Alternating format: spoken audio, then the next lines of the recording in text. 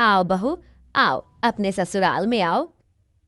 जी माँ जी, पर मेरे दहेज का सामान बाहर ट्रक में है, आप मेरे कमरे में रखवा दीजिए। और माँ जी, मेरे दहेज को भी। अरे जेठानी जी, आप क्या दहेज लाई हो? मुझे तो आपका कुछ भी नहीं दिखाई दे रहा।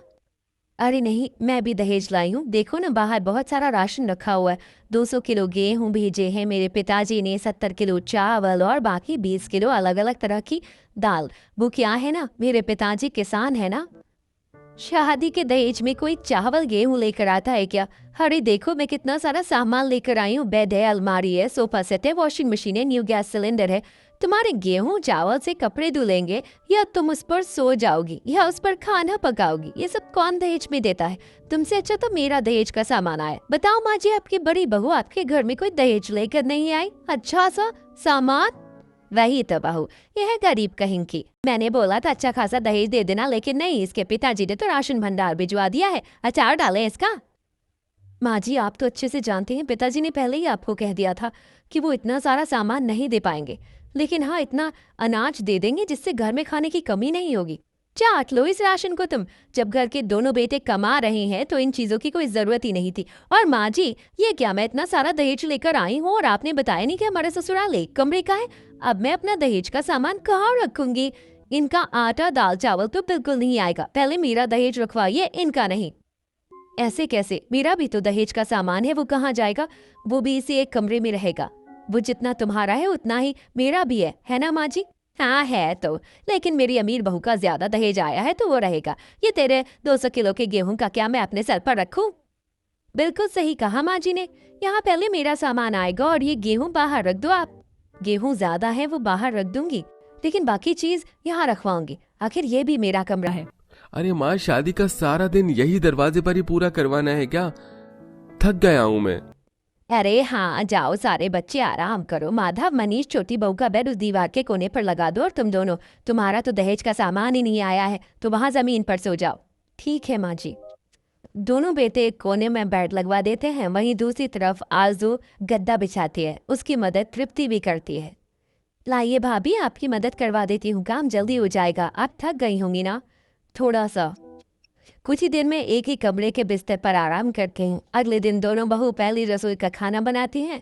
तब, ओ जेठानी जी, ये गैस सिलेंडर्स मैं लेकर आई हूँ, इसलिए सबसे पहले इस पर मैं खाना बनाऊंगी। आप जब तक आलू वालू सब्जी वब्जी काट लो। मन तो नहीं है मेरा कि अपने दहेज की चीज आपको छूने दूं, लेकिन बना लेना। इस चक्कर में सब लोगों को खाना बनाने का ठेका मैं तो नहीं ले सकती ना।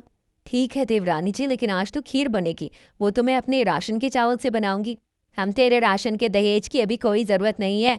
मेरे घर में इतना अनाज है कि पहले वो इस्तेमाल होगा। मुझे तो लग रहा है तेरे दहेज की राशन की हमें जरूरत ही नहीं पड़ेगी। इतना सारा बेफालतू में ले आई। अरे कोई सामान ले आती ताकि मेहमान देखकर इसका तो मजाक नहीं बनाते।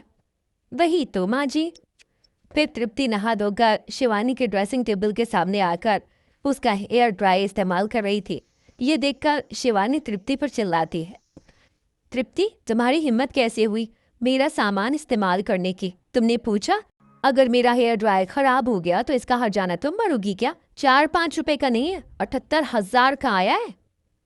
सॉरी भाभी, मुझे नहीं पता था आप इतना गुस्सा करेंगी। मैं कभी छूती ही नहीं। पूछ भी तो सकती हो ना तुम, लेकिन नहीं।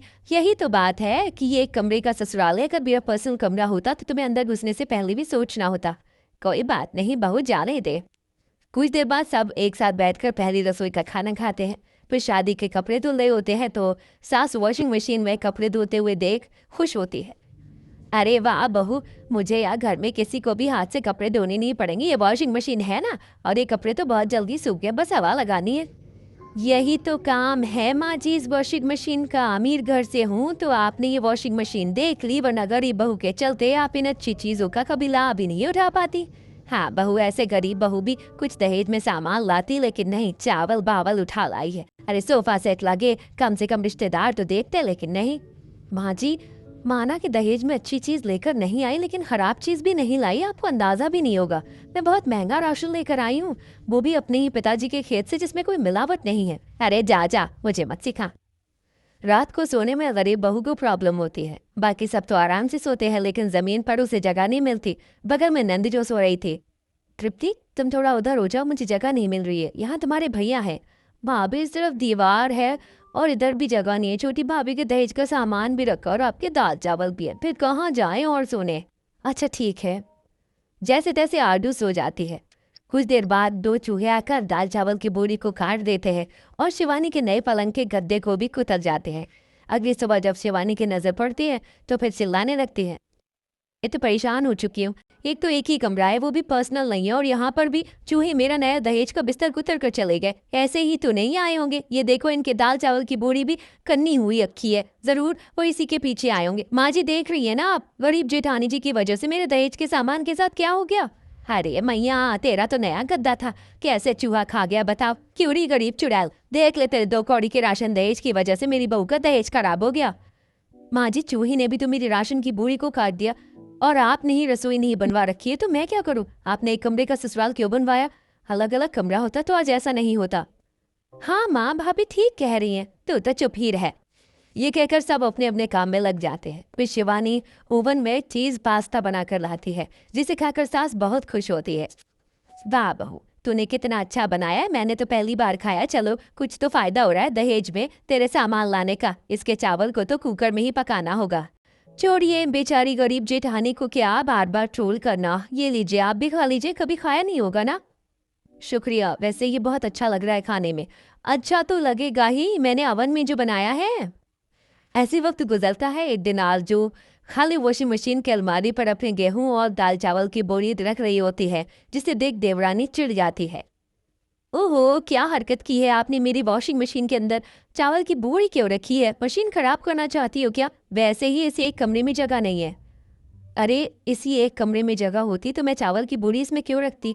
जगह बन जाए इसलिए मैंने खाली वॉशिंग मशीन में बोरी रख दी, फिर बाद में हटा देती जब तुम्हें कपड़े धोने होते। नहीं, आप मेरी वॉशिंग मशीन को खराब करना चाहती हैं क्या? आप हटा लीजिए इसे यहाँ से। आरजू समझाती है। फिर भी शिवानी खुद से उसकी बोरी को निकालकर घर के गेहूं के ड्रम के साथ रख देती है। वहीं दोनों बेटे एक कंपनी में काम करते थे, जहां इलेक्शन के दौरान सारी चीज महंगी हो जाती है और उनकी कंपनी किसी इलीगल काम में होती है, जिस वजह से बंद कर दी जाती है और दोनों भाई नौकरी से हाथ धो बैठते हैं। फिर शाम को सब खत्म हो गया, अब हम क्या करेंगे? घर का खर्चा कैसे चलेगा? जिस कंपनी में थे उस कंपनी का नाम सुनकर तो हमें इतनी जल्दी काम भी नहीं मिलेगा, क्योंकि एक्सपीरियंस हमें इस कंपनी का है, पर हमने तो कुछ गलत नहीं किया था ना। हाँ भैया, समझ नहीं आ रहा घर वालों को कैसे बताएं।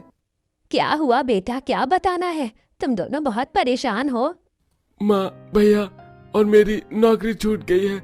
इलेक्शन की वजह से सब बर्बाद हो गया और अब तो हमारी नौकरी भी नहीं रही, तो घर का खर्चा कैसे चलेगा ये भी नहीं पता। क्या? ये तो नहीं होना चाहिए था। आप कहीं और देखना, हो सकता है कहीं नौकरी मिल जाए। हाँ, कोशिश तो करेंगे। हफ्ता गुजर जाता है, दोनों भाइयों को कहीं भी नौकरी नहीं मिलती और घर का खर्च चलाने के लिए अब आरजू का दहेज का राशन लाया जाता है। उसी के ही दाल चावल बनते हैं और बहू गेहूं को पीस कर घर में रोटी बनाती है। जब एक दिन शिवानी फिर से अपने दहेज के सामान पर इतरा रही होती है, तब नंद, बस करो भाभी, बड़ी भाभी को आप कितना सुनाओगी? अरे उन्होंने यहाँ पर अपने 2 चावल की बोरी ही तो रखी थी, बाकी उनका सारा सामान बाहर है। अब तो शर्म कर लीजिए, घर में खाने पीने को कुछ नहीं है, हर तरफ महंगाई हो रही है। आपको पता है 1 हफ्ते से हम कैसे खाना खा रहे हैं? आरजू भाभी के दहेज का राशन, अगर वो नहीं लाई होती तो इस वक्त घर में 10,000 रुपए सिर्फ राशन पर खर्च होते। शुक्र कीजिए 6-7 महीने तक हमें राशन खरीदने की जरूरत ही नहीं है।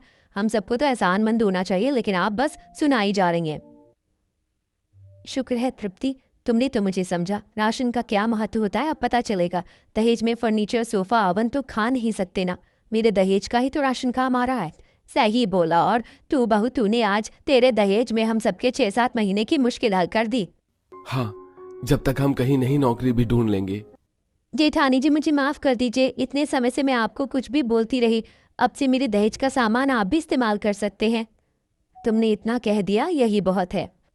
इसके बाद मुश्किल समय में दहेज का राशन इस्तेमाल में लाया जाता है। 3 महीने बाद दोनों बेटों को नौकरी मिल जाती है और धीरे धीरे परिस्थिति फिर से ठीक होने लगती है।